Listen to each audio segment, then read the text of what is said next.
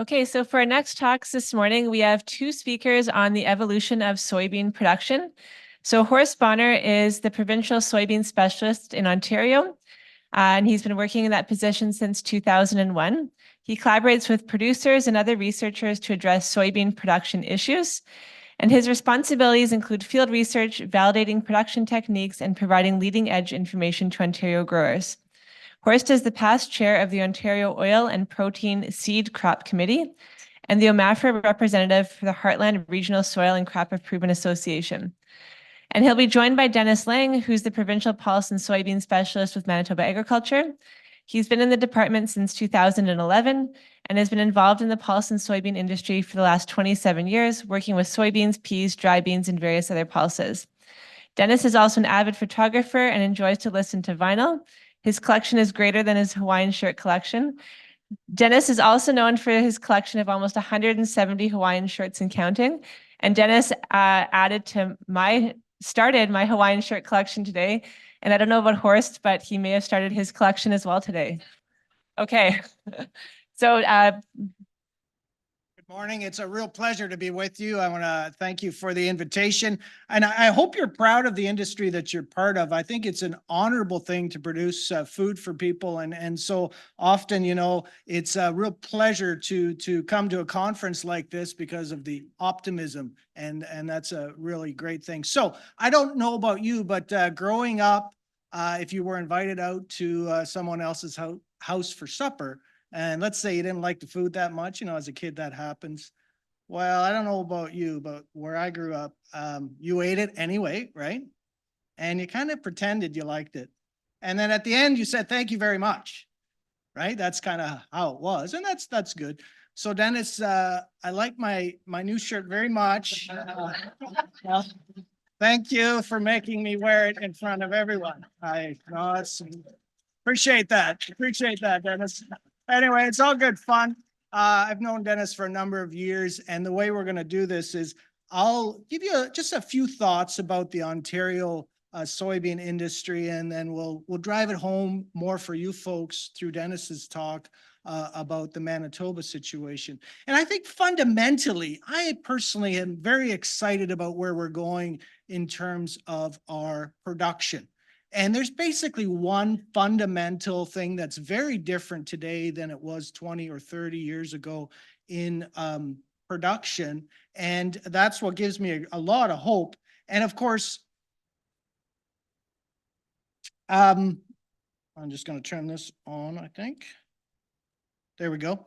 And fundamentally, it's the same thing that you folks are experiencing. And that is that we have very different varieties available to us today that have incredible yield potential. They're just better in terms of how they are adapted to the environment. And I'll show you some what I think are incredible yields that we've been able to achieve in Ontario, actually much higher than I thought was even possible, to be honest with you. So if you look at our provincial average yield, you know, we have data back to the Second World War. And of course, during the Second World War, there was an effort in Canada to produce oil and protein seed crops. And we managed to get soybeans to about 40,000 acres. And then, of course, you know, over the years, if you look at the bushels per acre gain, it's about 0.36, right? So every 10 years, we're increasing yields by about 3.6 bushels.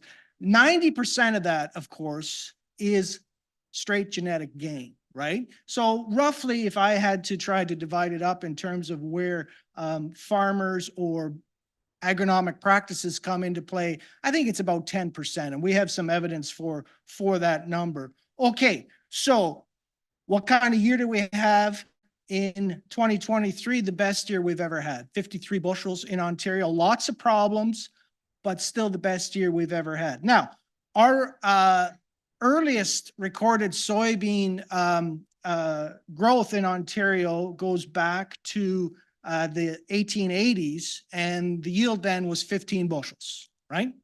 And in the Second World War, it was about 18 bushels, just to put it into perspective. We've come a long way. But we all know the exciting part is that number doesn't even even come close to the potential. And we're doing some pretty exciting research to try to understand how do we reach the potential of what soybeans could really do for us, right? Okay, so if you think about our situation, we reached 1 million acres for the first time in 1984, and then 2 million acres in 1997, and then 3 million acres in 2014. Okay, so what were the big drivers that got us to those acres? Obviously, economics is the biggest one, but there was a couple of other kind of neat developments. And the first one is the single most important piece of equipment in terms of adoption, in terms of increased acreage for soybeans, no question, was the John Deere 750 no-till drill, because that allowed growers for the first time to take no-till seriously, right? Because now, of course, with sometimes pretty poor prices, we could just go out there and plant after corn came off or the previous year or even into pasture. And that really helped us to get from 1 million acres to 2 million acres. Now, from that standpoint, maybe coincidentally, but certainly in terms of the heyday, what I'll call the heyday of no-till for soybean production, which, by the way, is over in Ontario as far as I'm concerned. It's over, right, in terms of the heyday. The heyday really came through that no-till drill. And then, of course, we all know the adoption of Roundup Ready technology helped us with all those weed problems. And 1997 is when that occurred. So I get asked the question sometimes in these policy meetings that we have, can we make it to 4 million acres, right? It's another question whether we even should, right? There's a total of about 8.5 million acres of field crops in Ontario. Are we gonna push it to 4 million? My take on that is it'll take a long time. Now, we still have a fair bit of pasture and hayland we can steal from, and we will, don't worry, we will, if the economics drive it, we'll steal some more of those acres. And there's a couple 100,000 acres further north, and there's clearing every year, and there will be more acreage. But we have one significant thing that I rarely ever in my career have heard talked about that is pushing the other way. The biggest challenge we have, in my estimation, is not invasive pests or weeds. It's not soil erosion. It's not even, dare I say it, climate change in terms of increased acreage. The biggest challenge we have actually is urbanization.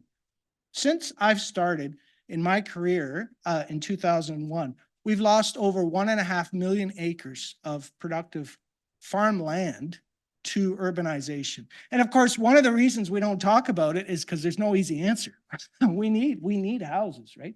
But it is a significant problem. You think about 3 million acres we're growing now. We've lost in a very short time 1.5 million acres, and that's only accelerating.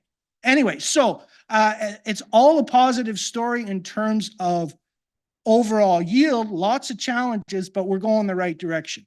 Okay, so one of the things that we are working on is updating our maturity map, because we found the last number of years, about the last 10 years, we're able to get away with much longer maturing varieties in our zones. And of course, this is just a quick snapshot to help you realize in our heat unit zones, a lot of them, if you just simply chart yield versus maturity, there are a lot of bushels left on the table by growing beans that are too short for that maturity, right? In our case, obviously your situation is different. You have to grow beans that will finish, but for us, we can often push them a little more. And if you just look at these two, this is a 1 maturity versus a 1.8 maturity. That is only about a week later in terms of fall harvest, and we're getting 7 bushels more, right? That's a lot of bushels to leave on the table. So now, of course, you hear these kind of numbers. This is the New World soybean record, 206 bushels in Georgia. Absolutely amazing, right? And of course, these guys, they're Americans, and they're doing a nice job, but to be honest, they're cheating a little bit, And what I mean by that is if you look carefully at the picture, obviously they're irrigating, right? And in my world, that's kind of cheating. We try to minimize the amount of irrigation trials in terms of these big yield experiments, because of course that changes the whole scenario. But having said that, we have had some awesome yields with these newer varieties, even in non-irrigated trials. So this year at the Winchester Research Station, we had 109 bushels in non-irrigated trials. And that, that's a 1.0 maturity group. Not every plot or not every treatment, they're all replicated. We did have at least 5 different varieties that went over 100 bushels. That's pretty awesome in non-irrigated plots. And 20 or 30 years ago, not a chance. We just did not have those varieties. Okay, so how are we treating these varieties differently to try and maximize yield? That's what I want to hit on just real quick here. 5 little points that growers are kind of trying to adopt, trying to capture the most yield possible. And of course, early planting is part of it. And there is this shift, this continual push to lower seeding rates. And I think we do have a little bit of evidence that some of these newer varieties don't need quite as many plants per acre. And there's cautions with that, but we definitely have a shift in Ontario away from drills, and it's regional, right? There's different parts of the province where this would be more the case, to planter type units, either in 15s, 20s, or even in 30. There's a pretty big push to that, and of course, seed costs are part of the reason for that.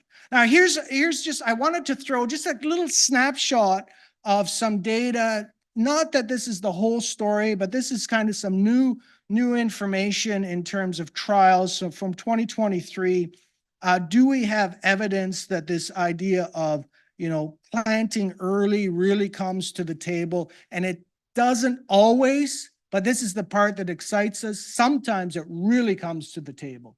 And what I mean here by early planting is basically the first possible window in the spring. For us, that's usually after April 20th, but just after April 20th, you go if the soil is fit, compared to more of a mid-May kind of planting. And you can see from this example, +9, +7 bushels in the soybean world. That is awesome, right? You just can't ignore those kind of numbers. Now, here's another one. And again, this is not to say that you should take this to heart in terms of what the seeding rate is for you, because you have your own data, and that's by far the best. But at home, our general recommendation for 15-inch rows is about 160,000, right? Seeds per acre. And we play with that a little bit depending on the kind of equipment and whatnot. At Ridgetown, 2.8 maturity group, when you look at that, 90,000 seeds per acre, and then we put a whole nother bag per acre, right? Another 140,000 seeds, 290 or 230 rather, only 4 bushels more. That's amazing in terms of how well that 90,000 did. And when you do the economics there, of course, you end up saying that we should actually be seeding significantly less than our recommended. And that makes sense in that high yield environment, that relatively long growing season. But here's the caution, right? And this is why we're also updating some of our seeding rate recommendations for the province, because it really does depend on where you go. So Elora, right? That's a shorter season area, 0.6 for us, 12 bushel difference there in terms of 90 versus 230. And obviously the economics are for more seeds per acre. So in my experience, the long and the short of it is, when it comes to the seeding rate stuff and, listening to a lot of the stuff that's on the web that we really can reduce our seeding rate, absolutely not true in very short season areas. That's been my experience. Every time we see really low numbers, we get a lot less yield. Okay, so let's move on. The second thing that we have done in terms of trying to make the whole system work is, unfortunately, we're going back to a lot more tillage. Again, it's regional, but a lot of growers feel they have no choice anymore. We had guys this year and ladies who had 240 to 260 dry bushels of corn. If you go in there then with a 750 drill and you drill at a 45-degree angle, like which is the old way of doing it, you're going to have problems. It's just life. There's just too much residue. And so what a lot of growers are doing is they're trying to either go with row units, same direction as the corn. That helps somewhat, right? It helps somewhat. But most, at least where I am in Perth County, have given up altogether on true no-till, and they've gone back to some form of incorporation, right? Whether it's high-speed disc or vertical tillage or some other form of plow. And this picture here demonstrates, this is from one of our trials where we physically remove the corn stalks. And the point of it is simply this, that it's the corn stalks that are the problem. We're getting a benefit by dealing with the residue. It's not really a true tillage effect. So I'm not a big fan of tillage for soybeans, but I am a huge proponent of dealing with the residue. Heavy residue is the enemy of big soybean yields. I'll tell you that. That's just the way it is. Okay, so we still really try to push 30% residue cover at planting as a goal for soil conservation. And of course, the other big trend with these large planters and huge combines in the fall is soil compaction, right? Some agronomists actually, at least I was taught, that you can predict a soybean crop, how it will do based on the weather the fall previous. And what does that mean? Well, if it was a wet fall, compaction through the combine, you were already set behind for that soybean crop. And there's a lot to that. So the other thing, of course, in terms of overall, we have a lot more management now, and that's good in terms of understanding getting to the potential of what soybeans can really produce for us. So this is obviously white mold. We had one of the worst white mold years this year in recent memory, and it's the same old story, Overall, what did I say that we had as a provincial average? Best ever, 53. White mold, worst ever. Well, how does that make sense? It's because, of course, it's specific fields. And certainly there were fields this year that got wiped out, but the number of fields is really kind of, limited, and it's regional again. So one thing for sure, you can see here behind my head, one side is a variety that's extremely susceptible to white mold. And on the other side, boy, awesome, barely even impacted. Same maturity group, right? Planted on the same day. There are huge variety differences. And of course, we're making better use of the fungicides. They are also coming to the table. Bean leaf beetle is on the increase because we're not using very many insecticide seed treatments anymore. So that's an increased challenge. But as you guys all know, it doesn't actually take that much effort anymore with a big sprayer to get over acres. And so certainly we're able to deal with those kind of insect pests. Now, Dr. Peter Sikkema did an awesome job on water hemp, explaining to us how to deal with that. The shift in terms of glyphosate-resistant soybeans, which only makes up about 3/4 of our production, is that, of course, before 2015, only about 1% received, a herbicide.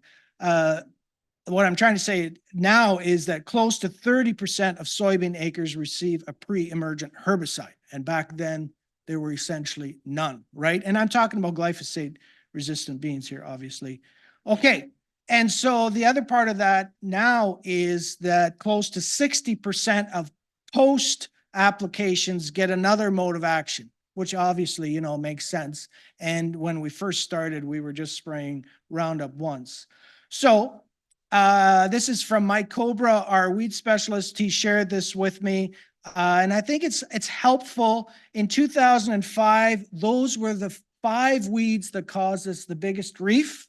And you can see as we've shifted to 2020, 3 out of those 5 are now resistant. And that is a significant challenge for sure. But I'm completely confident that we will deal with those in terms of unified best management practices, the same way Peter just describe that to us.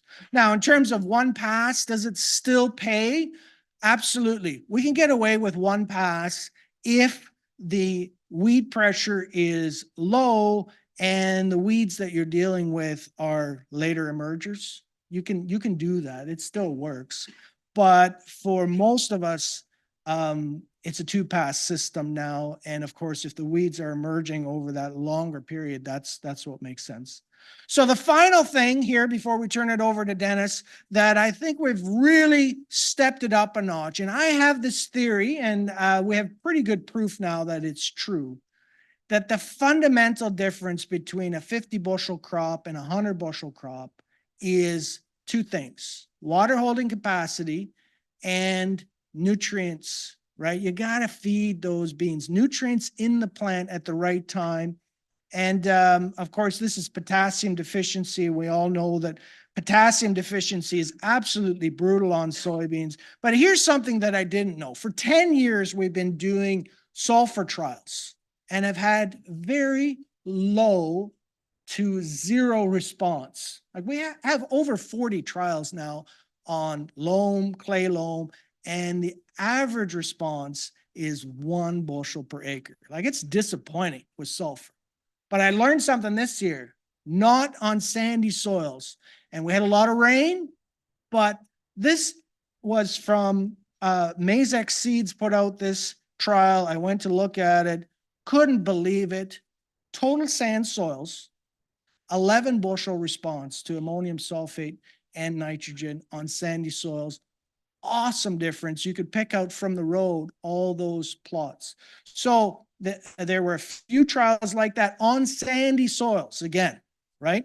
That is one that we're going to chase hard because we do have quite a few fields that that are pretty light, and we need some sulfur from what I can see on those fields. The rest, again, no difference yet.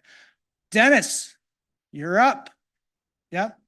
So I think overall, as Dennis is coming up, I would just leave this with you. Experiment with varieties. I can personally say that that is the thing that has taken us from mediocre crops to some pretty terrific yields, but it takes personal experimentation because even the variety trials, you know, they're good, but they're only so much information. Dennis, over to you. Here we go. So I'm just going to start off. So 23 years ago, I was in Morden, and as a joke, I bought a Hawaiian shirt. That was my first one. And I thought, I'll just buy one. So Horst, that's what you have to look forward to in a few years. It just starts with one. So today I want to talk to you today a little bit about the evolution of soybean production in Manitoba. This graph here shows what soybean acres have been like over the years. In the early 2000s, in the year 2000, we had about 18,000 acres in Manitoba. That first year, we were looking at about 30 bushel an acre. And, you know, this was probably the 3rd go around for soybeans in Manitoba at that time. And I remember I was working in the dry bean industry at the time, and my boss says, yeah, you know, Manitoba agriculture has been trying soybeans since like the 60s and 70s, and it's never caught. And I'm like, told him, well, maybe this is a time that's going to change. So as we move along here, we can see here that we did see a good bump in 2001, 2002. We started to see the acres increase. Right now in Manitoba, our 10-year average, just for comparison, is 36 bushels an acre, and a 5-year average is at 35 bushels an acre. What's interesting about some of this information, I went back through some of the Manitoba Pulse and soybean grower data going back. The first year that there was any published data from on soybean data was back in 2001. OEC prudence was the check at that time. The trial yields were anywhere from 42 to 57 bushels an acre. All conventional lines, of course. In Carmen, OEC prudence yielded 54 bushels an acre, and there was some varieties that were anywhere between 130 and 137% of the check. And the reason I bring that forward is as we go through the trials, or as we look, if you've looked at Seed Manitoba from this year, you don't see those kind of numbers anymore. You don't, because what we do now is we choose a really strong check. So we tend to see maybe 105, maybe 110, sometimes a little higher, but generally the varieties that we're growing now are much higher yielding than what they were at that time.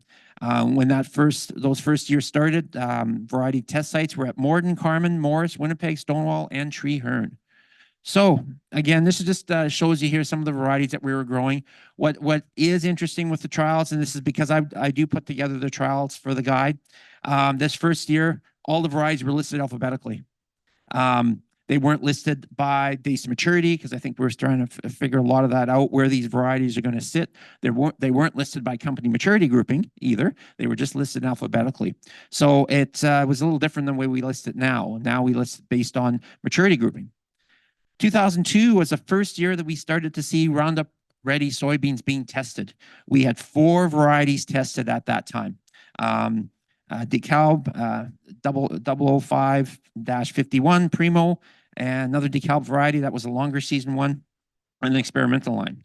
The remainder of the varieties in that trial, there were 44 conventional lines in that trial, and the company heat unit ratings range from 2375 to 2600, but the majority of them were in that higher range. So we were looking at varieties that really weren't quite suited for Manitoba production yet. Just a quick go through some of those varieties. The DeKalb variety was a little bit earlier. Yield was still okay. There were a couple of varieties there of the first Roundup Ready ones that did not fully mature. So that tells you how long some of those maturing varieties are. Yields in that trial anywhere from 32 to 60 bushels. As a comparison for this year, and I just wanted to throw this up because initially when I was putting the data together, I had to check it because I was a little concerned that it was a little on the high side. So in 2023, the Western trials, our check variety, has 16 site years of data, and the average is 67 bushels an acre. So quite a dramatic change from when those early varieties first started coming out. Moving along through the soybean history, we get to 2004. No soybean data collected in 2004. There was no summer in 2004. And I put this little caption in here just to show you what was listed. It was just, there was no season. We had a frost in August. So everybody's thinking, well, we're going to have a reset. Maybe the soybeans aren't going to come back very well.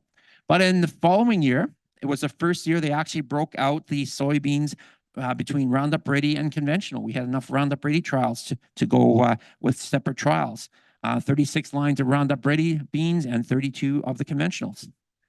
One of our first checks was 2502R, which was a mid-season line that was tested at that year. And this is also the first year they listed the trials based on the base maturity and the grouping. So that made it easier for growers to help pick those varieties out. We did have a shift in those years as well. So in 2005, 38% of the varieties grown in Manitoba were Roundup Ready. Moving over to 2006 is when we ended up having more Roundup Ready than conventionals in Manitoba, and we haven't really looked back after that. The acres just kept growing. In 2023, 98% of our varieties are Roundup Ready /extend/enlist, and 2% are conventional. The other thing, one of the challenges we had early when we started growing soybeans is IDC, iron deficiency chlorosis. One of the first real issues we started to see. And in 2006, they started to run trials in Manitoba here to look at some of the varieties that we grow here and see what the ratings were. So it would help growers pick better varieties. If you look through the guide now, you'll see most of the varieties are anywhere from about a 1.7 tolerant all the way up to maybe a 2.3, 2.4. But at that time, the varieties range from a 2 to over a 3. So we were still having some challenges, and where we put those varieties made a huge difference. There were no tolerant varieties back in that 2006 trial. Other milestones I'll kind of point out. 2011,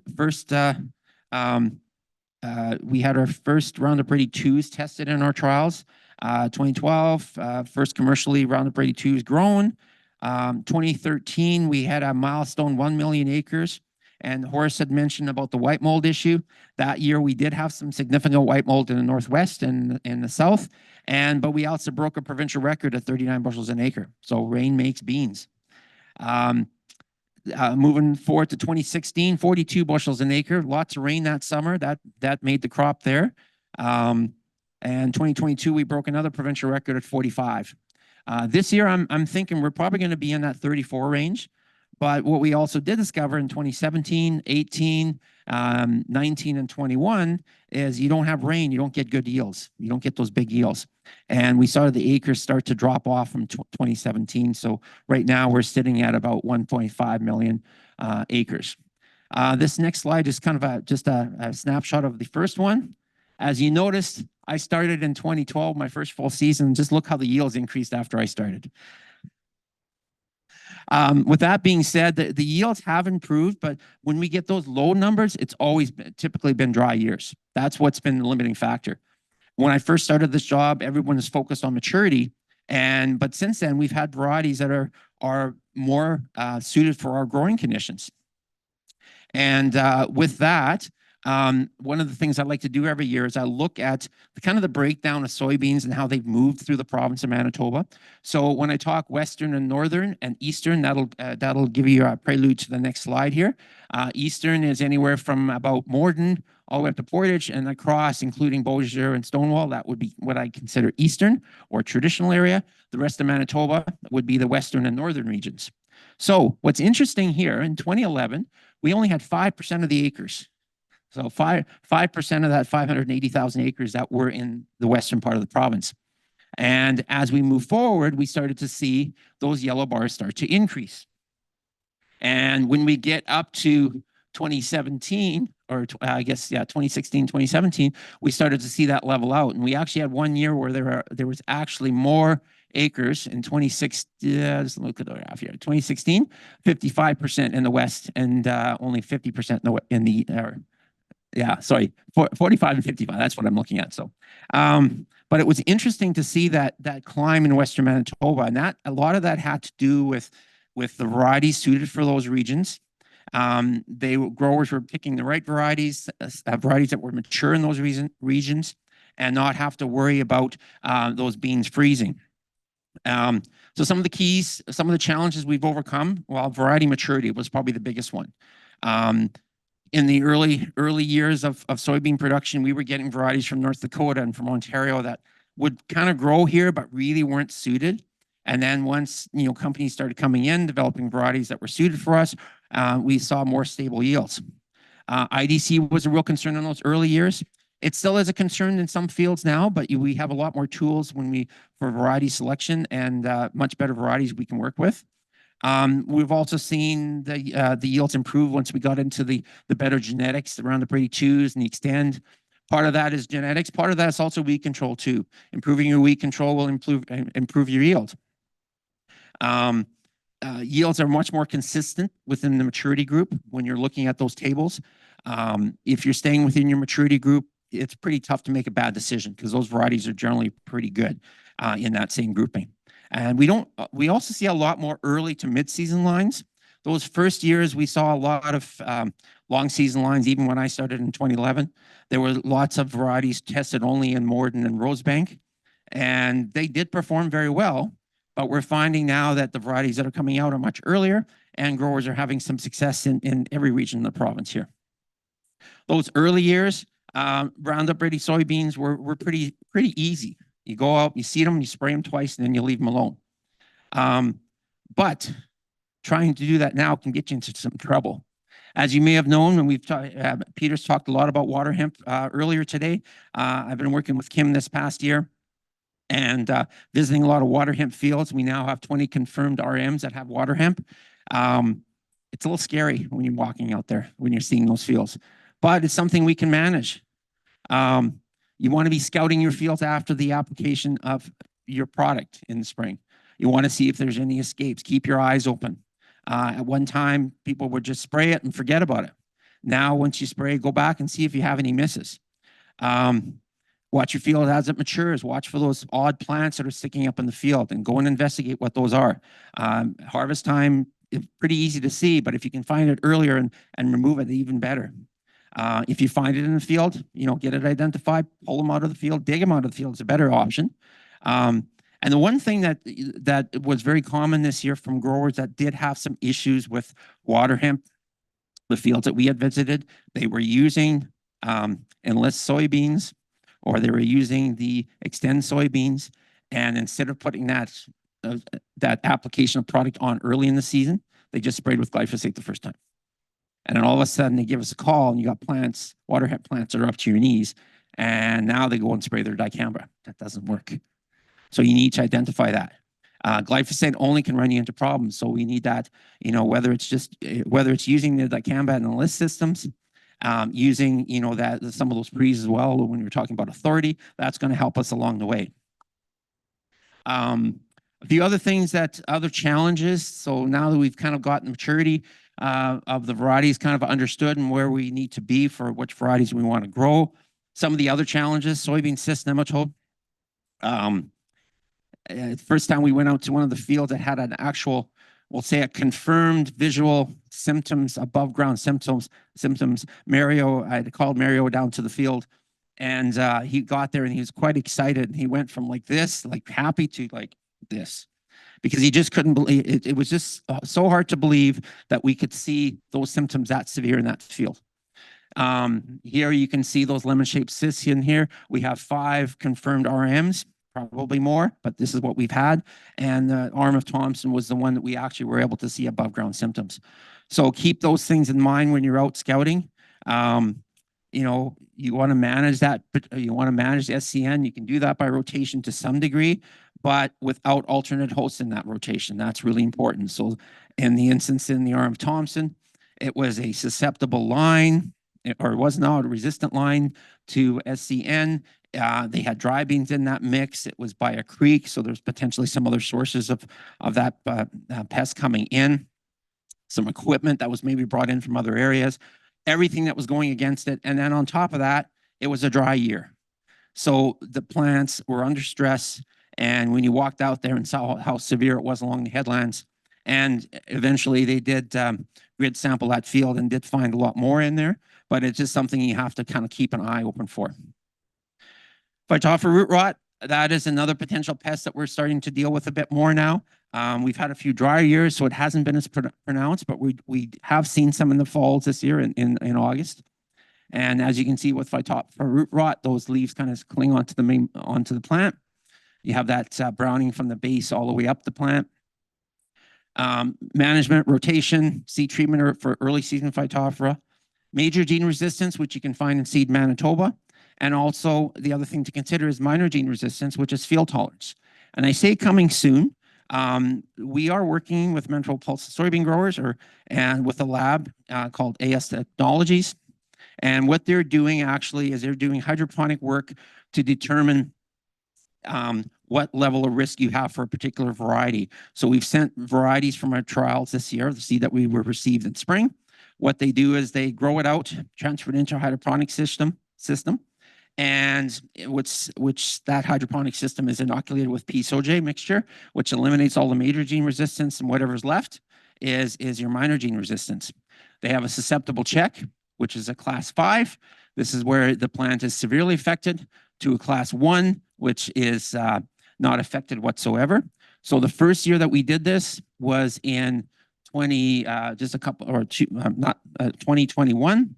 We sent 12 varieties in, and they rated them in this grouping here. We had one in class 1, one in class 2, one in class 4, and none in class 5. Now we have the data from this year where that'll be coming out later this winter. But the advantage to this is it gives you another tool to use to help pick a variety if you have a field that has potentially a problem with Phytophthora root rot. The major gene resistance will help, but if you don't know what races you have, it doesn't help you as much. Whereas if you know if a variety has field tolerance, it will allow you to make better decisions that way. So with that being said, I think we've come a long way when it comes to soybeans in Manitoba. I think we've all grown along the way, and we're now dealing with new issues. But I think if we keep on top of it, we watch what's in our fields, we make those smart decisions. And, just keep moving forward. So with that, I close my presentation for today. Thanks, Dennis and Horst. Awesome, awesome talks. Dennis, we heard from Horst about more of the genetic potential of soybean in Ontario and some pretty incredible yields. What's your sense in Manitoba? Do we have data of these reachable or maybe attainable yields somewhere down the road? Well, you look at our variety trials, as I said, 76 bushels an acre. We've seen some higher numbers over the years. In the field with the right rains, 61 bushels, not a problem with the right rains. And I can vouch for that because it's a field right next door to me, not mine, but right next door. But we are so, when you start looking at when you get that rainfall and how much rainfall you have, that seems to make a huge difference in where that yield ends up being. So will we see higher than 45 as a provincial average? Possibly. But I can't see a 50 or 55 bushel average yield in Manitoba unless we have like perfect growing conditions. And last year was almost perfect for most regions when we broke that 45. And just as an FYI, I did my projection last September, or a year ago September, for my presentation slide last year. And I was saying at that time, 45 bushels an acre, and the actual yield last year was 44.9. So that's how close I came. Okay, we have one more question. Yeah, just piggybacking on that, Dennis, do you think that if we were to go into irrigation, would there be that ROI? Can you repeat that question, please? If in Manitoba, for instance, we decide to irrigate soybean the way we do for potatoes and the likes, do you think there's going to be that ROI in terms of the returns on the yield? Yeah, I'm not sure on that. So